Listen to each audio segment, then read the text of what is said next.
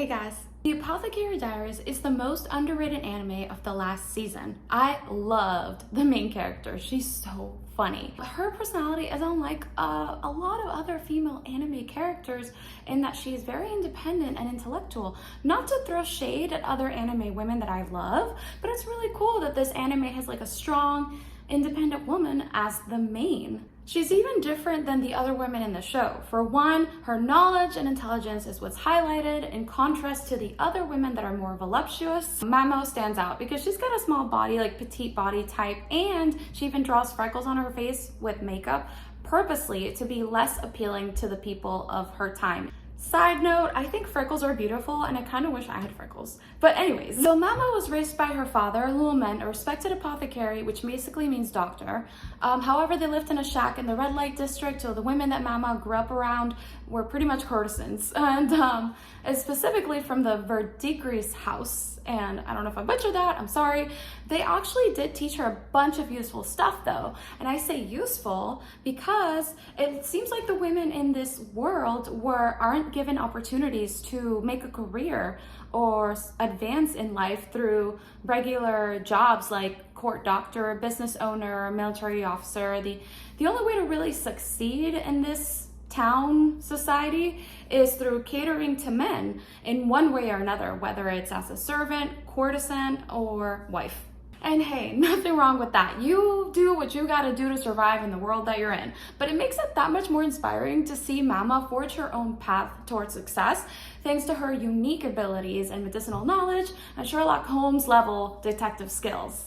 She even learned to read and write, which isn't common for the general public, it seems. In the beginning, she is kidnapped and sold to the Imperial palace, where she becomes a servant and works her way up. Throughout the show, she's able to solve mysteries like that involve poisoning or whodunit or like cure and save many lives in the palace. She actually learned most of her skills from her father, who is the town apothecary, but she also shows her innate talent or gift through her curiosity and passion for trying out different poisons. This results in her quirky and endearing personality, which was a big selling point for me, because this turns out this isn't a boring whodunit drama. There's many moments of comic relief, because we get to see Maomao being obsessed with finding new herbs in the garden or like ingesting poisonous insects or something poisonous, and she makes the most psychotic faces, which look funny even to the people around her, so they start to think, oh my god, this girl's so weird, what's wrong with her? That helps set up the amusing relationship with Jinshi, the pretty boy of the palace. He has a high rank, and all of the women in the palace swoon for him. However, Maomao only shows interest in what he's saying when he talks about poisons, of course, or a mystery to solve. Her attitude only ends up making him want her, of course, but his assistant Gaoshen seems to imply that he's just his latest toy. But we can tell it's building up to something. Although Maomao repeatedly pushes him away and even feels extremely creeped out when he tries to flirt with her, and this just makes me love her more because she's so completely disinterested in the main guy and getting any of his attention. Maomao often puts him in his place and kind of brings him down to earth. With that said, there is a big romantic aspect of the show, so if you like cute and funny love stories, this is the anime for you.